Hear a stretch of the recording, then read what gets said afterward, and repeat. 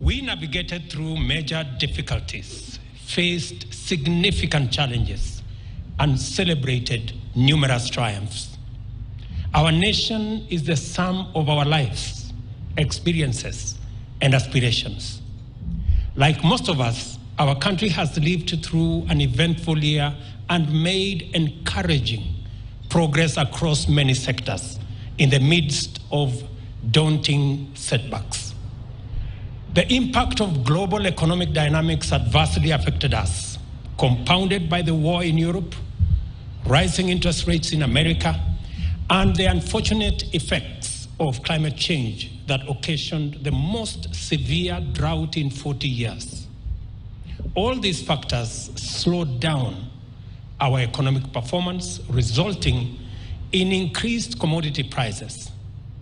Fertilizers and cereals experienced significant price hikes, contributing to the rise in food prices and the overall cost of living. To manage, moderate, and overcome these difficulties, this year became the year of a complete paradigm shift in the handling of our national issues. We, collectively, summoned the courage to make bold, decisive, far-reaching, and long-term decisions to once and for all put our country on the path to attaining its full socio-economic potential. The choices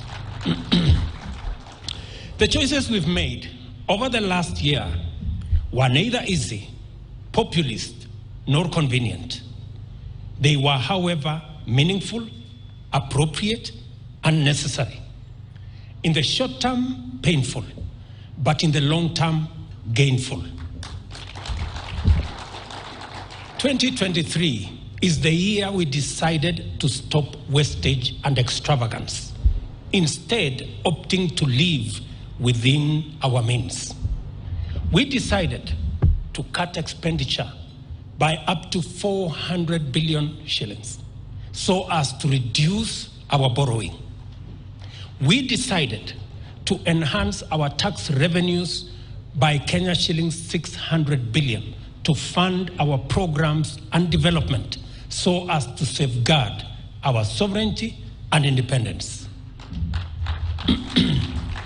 Ladies and gentlemen, we certainly cannot be independent if we are enslaved by monumental debt, as has been the case.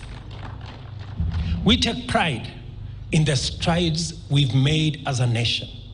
We have triumphed over the threat of economic stagnation and are now in secure space with regard to our sovereign debt obligations.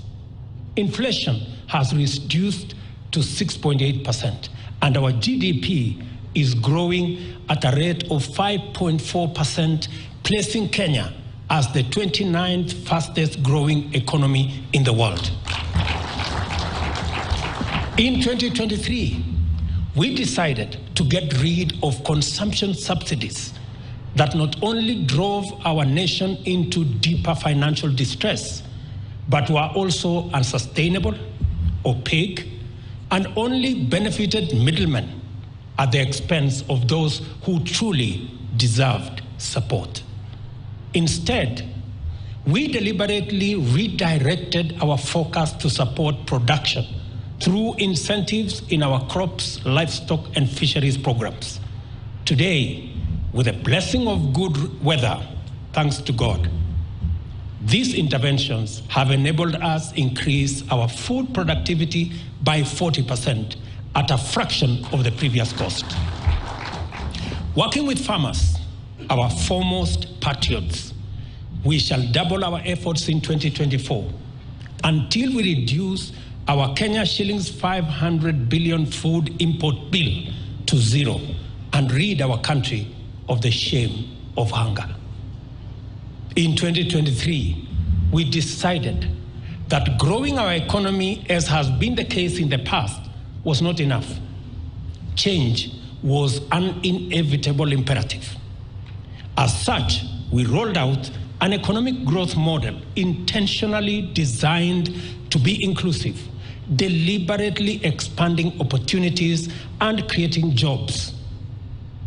Millions of jobs, all types of jobs, construction jobs, technical jobs, digital jobs, as well as entrepreneurial opportunities, both locally and abroad.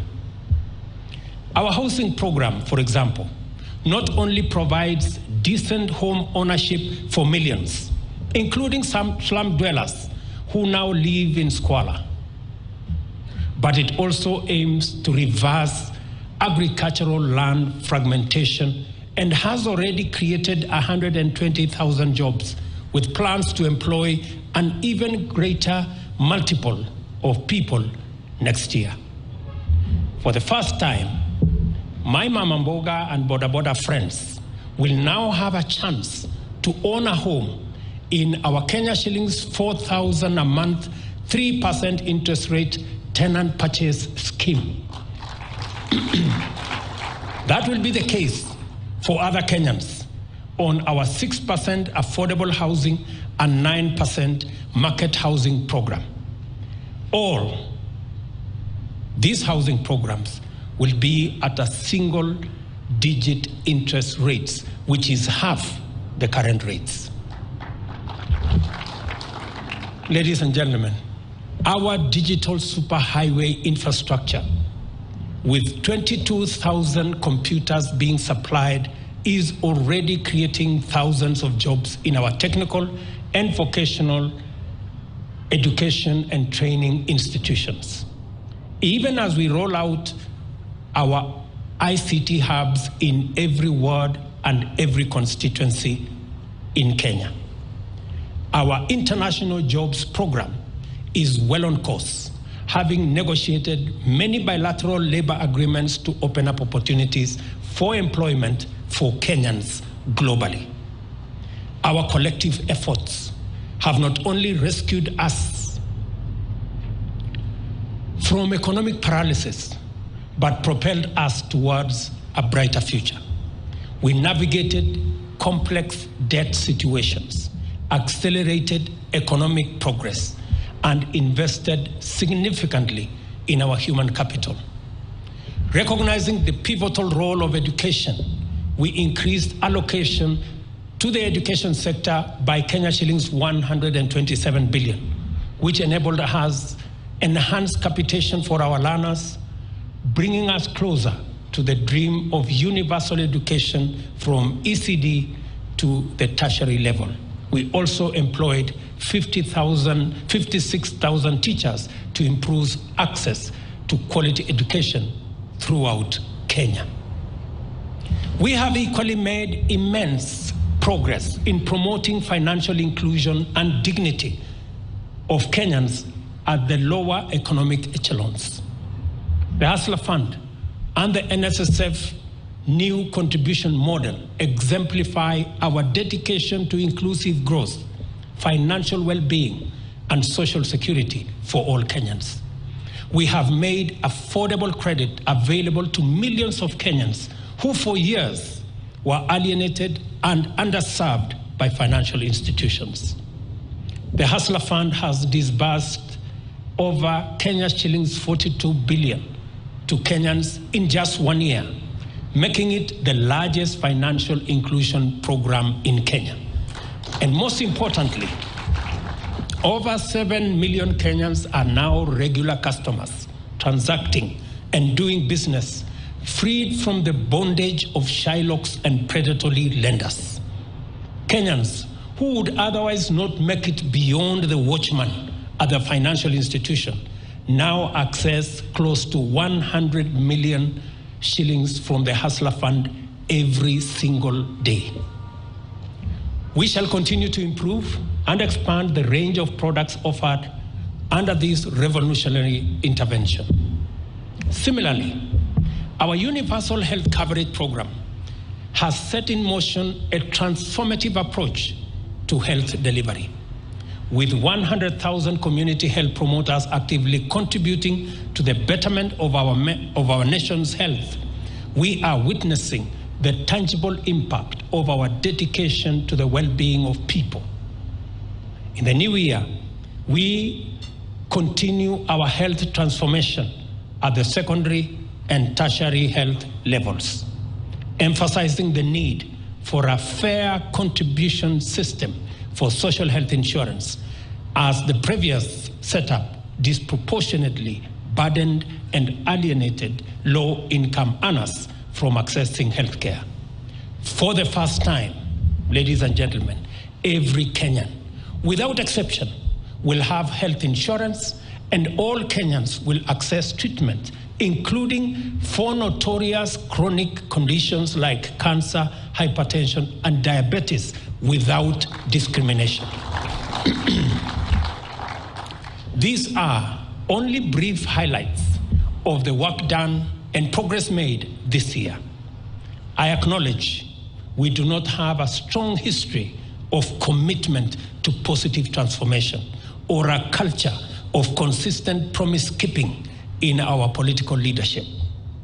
This may explain why many anticipated that this administration would abandon the commitments we made under the bottom-up economic transformation agenda. It is in this context, for example, that I understand the invitation by some for us not to honor our commitment on account that they are either too onerous or simply unattainable. For the record, I want to tell them, we are breaking new ground and charting a new political culture for Kenya. Instead of excuses to abandon our nation's transformation, I invite the skeptics, opponents, and the indifferent to change their perspective and embrace our new paradigm shift to pursue inclusive growth with a sense of urgency, where leaders say what they mean and mean what they say. Yet, as we celebrate all the achievements made so far, a number of our policies, programs, and other strategic interventions aimed at delivering necessary and urgent interventions of the bottom-up economic transformation agenda have been delayed, obstructed, and hampered by various challenges, including persistent litigation. There is nothing wrong with challenging policy and holding government to account. And in fact, the national interest is best safeguarded in an environment defined by the competition of progressive ideas, where a good proposal gives way to a better one. We all have a duty to make sure that the best ideas always prevail in enhancing the well-being of the people and making this nation prosperous and powerful. That is what our democracy exists to achieve. Having said this, you will agree with me that there is something fundamentally wrong with opposition without any viable alternative, whose only purpose is division, conflict, and anarchy. There is something wrong with litigation sponsored by hostage-taking vested interests with the sole aim to delay, derail, and sabotage the delivery of public programs and defeat public interest. Time and time again, Kenyans have clearly and manifestly demonstrated their devotion to pursuing opportunities for progress by voting for progressive policies, as they did in the last election. Kenyans are ready to propel their nation forward to greatness. What has held them back is a leadership invested in the status quo